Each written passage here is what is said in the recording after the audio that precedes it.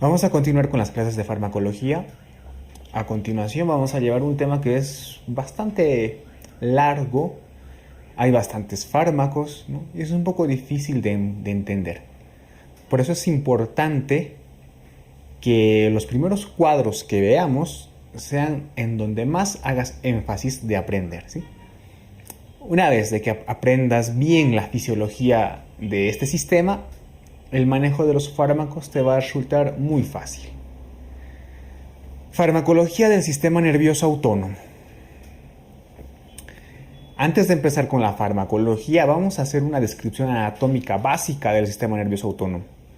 Como sabes, el sistema nervioso autónomo también se llama visceral, ¿no? ¿Por qué? Porque controla las funciones autónomas del organismo.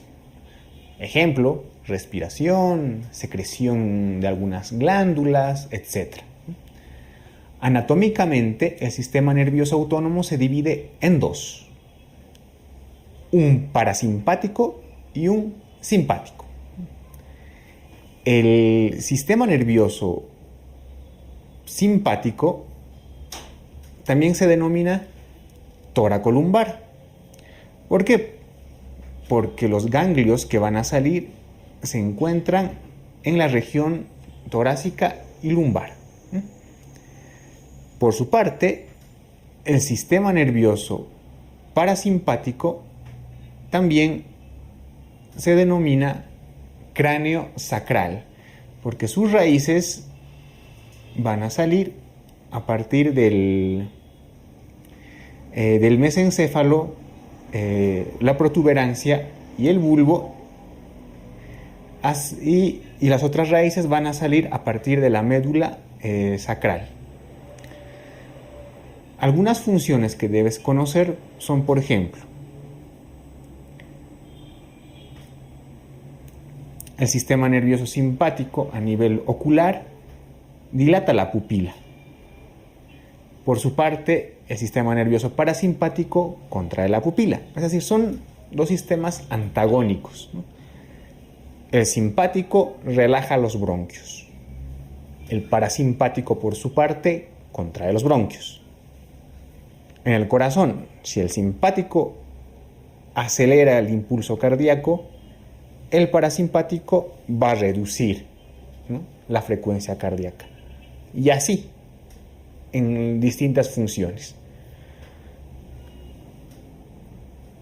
Hablando un poco de la fisiología del sistema nervioso autónomo, debemos decir que tanto el simpático como el parasimpático tienen dos tipos de fibras: las preganglionares y las posganglionares.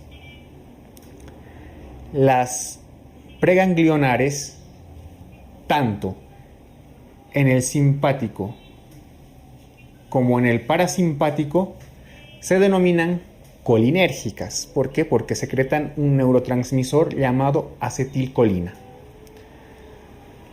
Las fibras posganglionares en el simpático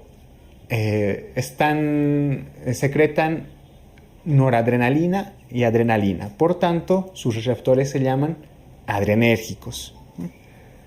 En cambio, en el parasimpático, las fibras posganglionares también son colinérgicas, porque también secretan acetilcolina y tienen receptores nicotínicos y muscarínicos. Por tanto, las fibras preganglionares en el simpático y en el parasimpático son colinérgicas, con receptores muscarínicos y nicotínicos.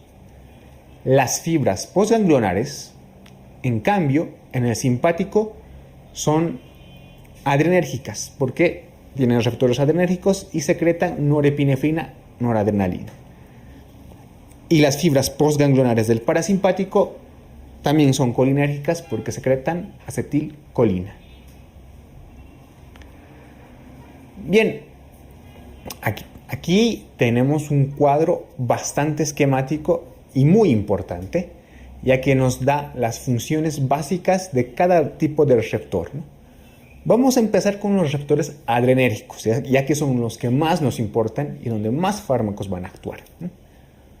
Por ejemplo, tenemos dos tipos de receptores adrenérgicos: receptores alfa y receptores beta. ambos se subdividen en alfa 1, alfa 2, beta 1, beta 2, beta 3.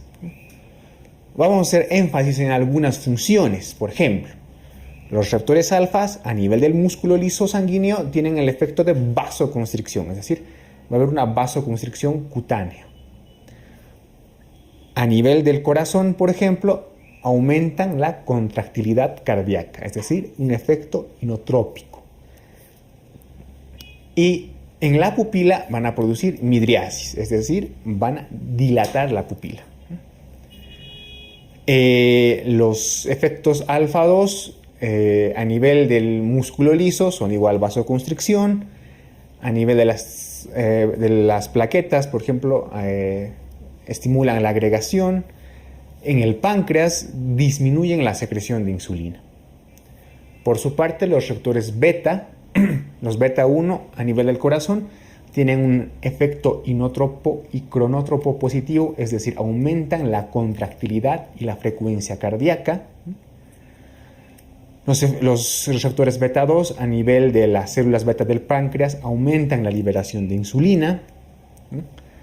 Y en el músculo liso bronquial, vascular y digestivo tienen una función relajadora, es decir, van a producir una broncodilatación, ¿no?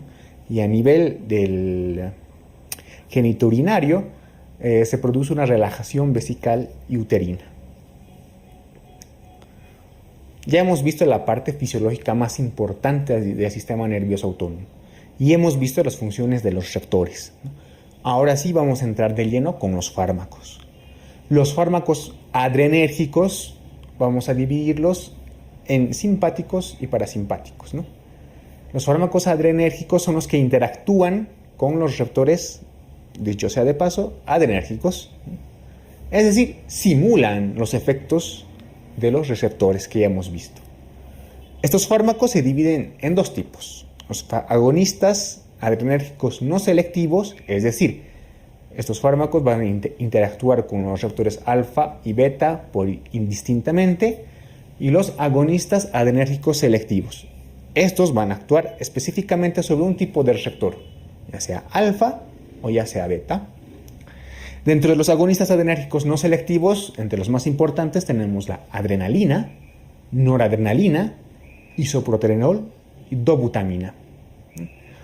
Dentro de los agonistas adrenérgicos selectivos, fenilefrina, nafazolina, fenilpropanolamina, terbutalina, salbutamol, salmeterol y formoterol.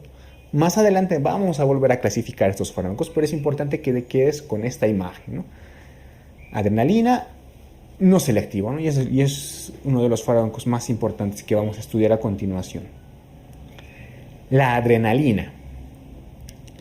Como hemos mencionado, la adrenalina es un fármaco que es adrenérgico agonista no selectivo, por tanto va a actuar tanto con los receptores alfa y beta. ¿Cuál es su efecto a nivel del corazón? Solamente hay que recordar qué es lo que hacían los receptores alfa y beta en el corazón, ¿no? Habíamos dicho que los betas son inótropos y cronótropos y los alfa son inótropos, pero ambos son positivos. Por tanto, la adrenalina también en el corazón es un potente estimulador inotrópico, cronotrópico, dromotrópico y batmotrópico positivo. Es decir, aumenta la contractilidad, la frecuencia, la excitabilidad y el ritmo de conducción cardíaco. A nivel de los vasos sanguíneos produce una vasoconstricción tanto a nivel renal como a nivel cutáneo. Disminuye notablemente el riego sanguíneo a nivel distal. A nivel de la presión arterial, pues produce un aumento de la presión arterial por efecto de la vasoconstricción. Recuerda, es un potente hipertensor, ¿no? Porque reduce el flujo sanguíneo de algunos órganos y produce una vasoconstricción. Por todo ya lo mencionado antes, ¿cuáles crees que sean sus indicaciones? Si tenemos un fármaco que aumenta la contracción cardíaca, ¿no? Un fármaco que aumenta la presión arterial, pues es fácil imaginarte cuáles pueden ser sus indicaciones. En este cuadro y en esta diapositiva vamos a ver las principales indicaciones, ¿no? La adrenalina por excelencia es el fármaco indicado en el paro cardíaco, ¿no? La forma de administración siempre es de tipo parenteral, es decir, intramuscular, intravenosa e incluso en algunos casos intraósea. El paro cardíaco es la principal indicación de la adrenalina. También lo podemos usar en distintos tipos de shock, por ejemplo el shock anafiláctico.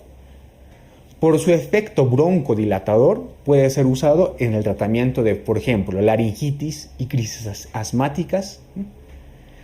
También es usado en algunas ocasiones por su efecto vasoconstrictor como agente hemostático en superficies sangrantes, como en la úlcera péptica. Y asociado a un anestésico local, puede ser usado en la anestesia local, por ejemplo, la anestesia dental. ¿Cuáles crees que pueden ser sus contraindicaciones entonces? ¿Cuándo no puedes usar adrenalina? Es solamente cosa de imaginarte. Si tengo un fármaco que produce hipertensión arterial, pues en una emergencia hipertensiva o una crisis hipertensiva, la adrenalina estará contraindicada. Si tengo un fármaco que aumenta la contracción del corazón y su frecuencia cardíaca, estará contraindicada también la adrenalina en pacientes que tengan, por ejemplo, infarto agudo de miocardio, ¿no? Porque aumentaría el consumo de oxígeno. Entonces debes recordar las principales indicaciones y las contraindicaciones que ya te he mencionado de la adrenalina. Otra catecolamina endógena, que también es un fármaco agonista, adrenérgico, ¿no? Pero en este caso es una catecolamina endógena que es precursora de la noradrenalina, es la dopamina.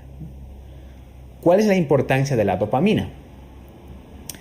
Pasa que la dopamina tiene una particularidad, que tiene efectos de acuerdo a la dosis que vas a emplear. Por ejemplo, a dosis bajas produce vasodilatación, aumenta el flujo sanguíneo renal, ¿no? Entonces, por ende, aumenta la tasa de filtración. A dosis medias, ¿no?, estimula los efectos betradrenérgicos, es decir, contrae con fuerza el corazón, es inotrópico positivo. Por lo tanto, aumenta el gasto cardíaco. Y a dosis alta estimula los efectos adrenérgicos, es decir, a dosis altas va a producir vasoconstricción. Recuerda, dosis bajas me produce vasodilatación y aumenta el flujo sanguíneo renal. Dosis medias me contrae con más fuerza el corazón y dosis altas me produce vasoconstricción. Con todos estos efectos que ya te he mencionado, ¿cuál crees que son sus principales indicaciones?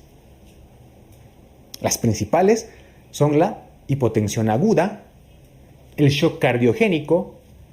Esto es evidente, ¿no? Si tengo un fármaco que me contrae más el corazón, pues tengo que usarlo en un shock cardiogénico. Y por los efectos de aumentar el flujo sanguíneo renal y contraerme con fuerza el corazón, es uno de los fármacos de elección en la insuficiencia cardíaca congestiva. Aquí tengo una pregunta de un examen de residencia médica bastante antiguito, ¿no? De aquí, no sé, hace unos 6 años, 7, fácilmente ha entrado esta pregunta en el examen, ¿no? Con lo que ya te he mencionado, yo creo que se te va a hacer muy fácil responderla. Te doy 4 segundos para que pienses y respondas esta pregunta que está aquí.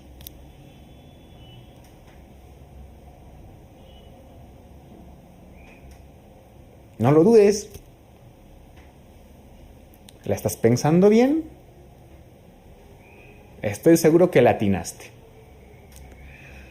Volvemos a leer la pregunta. Dice, la dopamina administrada a dosis bajas provoca A, vasodilatación, B, vasoconstricción, C, disminución del gasto cardíaco, D, bradicardia y E, aumento de la resistencia vascular renal.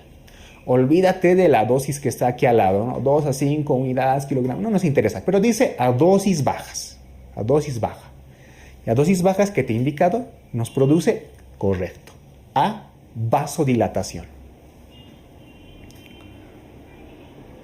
Muy bien, continuamos con los agonistas adrenérgicos. Hemos visto los fármacos que no son selectivos. A partir de ahora vamos a ver agonistas que son selectivos, específicos para un tipo de receptor.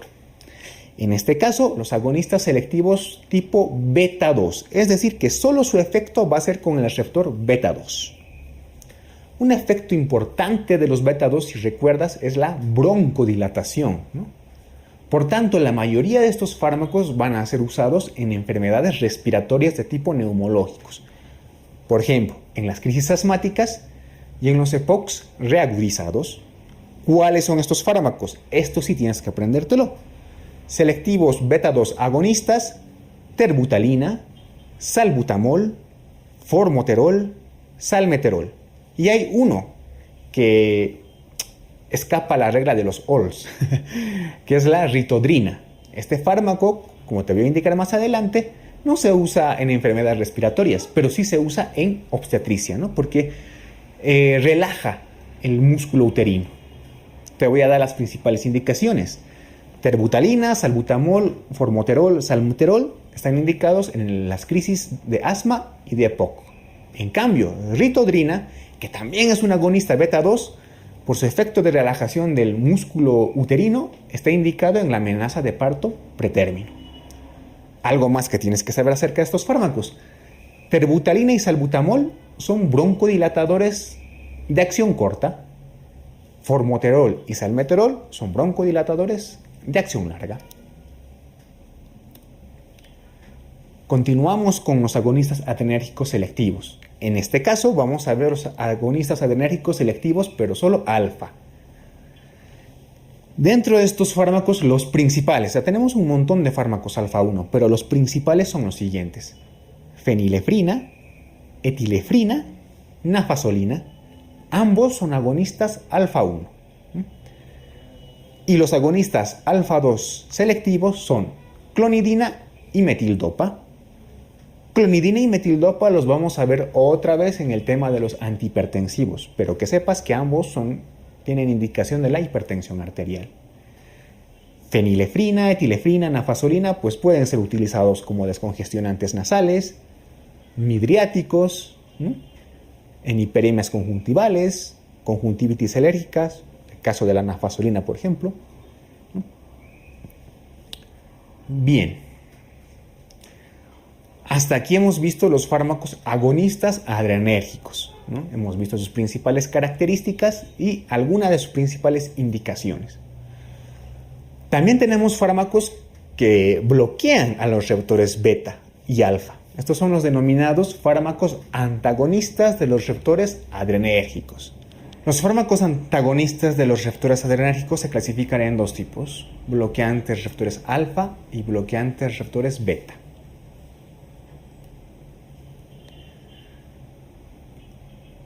Vamos a empezar con los antagonistas de los receptores alfa. Vamos a dividir en dos bloques: los selectivos y los no selectivos. Te voy a recordar que dentro de estos grupos hay un montón de fármacos, pero vamos a ver los principales. Los bloqueantes no selectivos, alfa 1 y alfa 2, penoxibenzamina y fentolamina. ¿Cuáles son sus principales indicaciones? Preparación para la cirugía del feocromocitoma en el caso de la fenoxibenzamina y el control de la hipertensión en pacientes con feocromocitoma de la fentolamina. Los bloqueantes selectivos alfa 1, por su parte, tenemos tres principales: prazosina, doxazosina y la tamsulosina. La prazosina se utiliza en el manejo de la hipertensión arterial.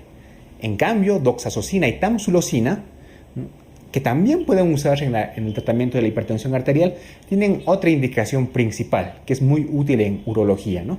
Se utilizan sobre todo en la hiperplasia prostática benigna. Ambos fármacos, doxazosina y tamsulosina. Recuerda que son bloqueantes selectivos alfa 1.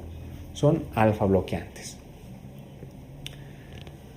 Aquí tengo una pregunta de algunos exámenes de residencia pasados, de hace bastante tiempo, sacado del banco de preguntas, ¿no? Que decía así: la fentolamina es A, bloqueante alfa adrenérgico; B, bloqueante adrenérgico beta; C, agonista adrenérgico alfa; D, agonista adrenérgico beta; o E, no tiene efecto sobre los receptores adrenérgicos. Te doy 3 segundos para que pienses la respuesta.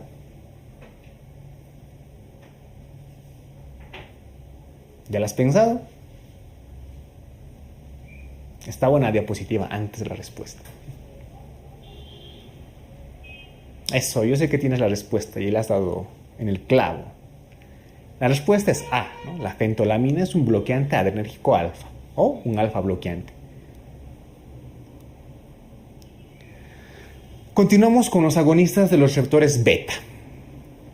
Estos también se clasifican en bloqueantes no selectivos, solamente los que bloquean los beta 1 y los que bloquean tanto alfa y beta. Los que bloquean los receptores beta 1, beta 2, los no selectivos, son propanolol, pindolol y sotalol. Los que bloquean los receptores beta 1 tenemos atenolol, metoprolol, esmolol. Y los que bloquean tanto alfa y beta, la betalol, carvedilol. De todos estos fármacos, los que te recomiendo que aprendas por su uso frecuente en la práctica clínica son: del bloqueo no selectivo beta, el propranolol; de los bloqueantes beta 1 selectivos, el atenolol; y de los bloqueantes alfa y beta, la betalol y carvedilol. ¿Cuáles son las indicaciones principales de los beta bloqueantes o antagonistas de los receptores beta? Tienen muchas indicaciones, pero las principales son las que ejercen sobre el aparato cardiovascular, ¿no? Y son las que te voy a encuadrar en el cuadro. Las principales indicaciones son la hipertensión arterial y los síndromes coronarios agudos o las cardiopatías isquémicas. También son fármacos importantes en el tratamiento a largo plazo de la insuficiencia cardíaca. Estas son las indicaciones principales de los beta bloqueantes. Otras indicaciones que también son importantes, pero que bueno, vale la pena repasar, son por ejemplo en el aneurisma disecante aórtico, para mejorar los síntomas del hipertiroidismo, en el temblor esencial, para controlar las crisis agudas de pánico. Bueno, ¿no? Pero las principales son las que te he encuadrado. ¿Cuáles son sus contraindicaciones? Si hablamos de que los receptores beta son encargados de broncodilatación, de aumentar la frecuencia y la contractilidad cardíaca, y tú bloqueas estos receptores, ¿qué es lo que pasa? No tienes broncoconstricción, tu corazón seguramente va a entrar en bradicardia, no se va a contraer. Entonces, ¿cuáles serían las contraindicaciones de acuerdo a eso? Las principales contraindicaciones de los receptores beta son, de los antagonistas de los receptores beta, son shock cardiogénico. Es decir, no vas a usarlos en el shock cardiogénico, en el EPOC y en el asma bronquial. ¿Por qué? Porque esos beta bloqueantes te producen broncoconstricción, ¿no? Y obviamente en pacientes que tengan bloqueos auriculoventriculares, bradicardias sinusales, ¿no? Porque como te indico, los beta bloqueantes reducen la frecuencia cardíaca. Vamos a ver por último el grupo de los fármacos que actúan a nivel de del sistema nervioso parasimpático. En este caso, los parasimpático-miméticos o agonistas de los receptores colinérgicos. Olvídate la parte de la clasificación química, ¿sí? Esto no lo repases. De estos fármacos, los que yo te recomiendo que te aprendas son metacolina, pilocarpina y la mayoría de las anticolinesterasas. ¿Cuáles son las principales indicaciones de estos tipos de fármacos? Por ejemplo, la pilocarpina está indicada en el glaucoma de ángulo abierto. ¿Por qué? Porque el glaucoma ocurre en un ojo que está midriático, ¿no? Y que hemos dicho que es el parasimpático, produce miosis, ¿no? Y como te había indicado, la mayoría de las anticolinesterasas son importantes porque son el tratamiento de la enfermedad de Alzheimer. Por último, los parasimpaticolíticos, o también llamados fármacos anticolinérgicos. No vamos a hacer mucho detalle acerca de estos fármacos, pero lo más importante es que sepas que atropina y escopolamina son los fármacos anticolinérgicos por excelencia, ¿no? Y que la atropina como principal indicación es que es el antídoto de la intoxicación por órganos fosforados. ¿Qué más podemos saber de estos medicamentos? Atropina también se utiliza como colirio en un examen de fondo de ojo, ¿no? En algún tipo de bloqueo auriculoventricular, pero la principal indicación es el antídoto de la intoxicación por órganos fosforados. ¿Ves que no es tan difícil si repasamos todo de manera sistemática, organizada y simple? Un tema que es tan complejo y con tantos fármacos, pues lo hemos resumido de la mejor forma posible. A por el siguiente tema.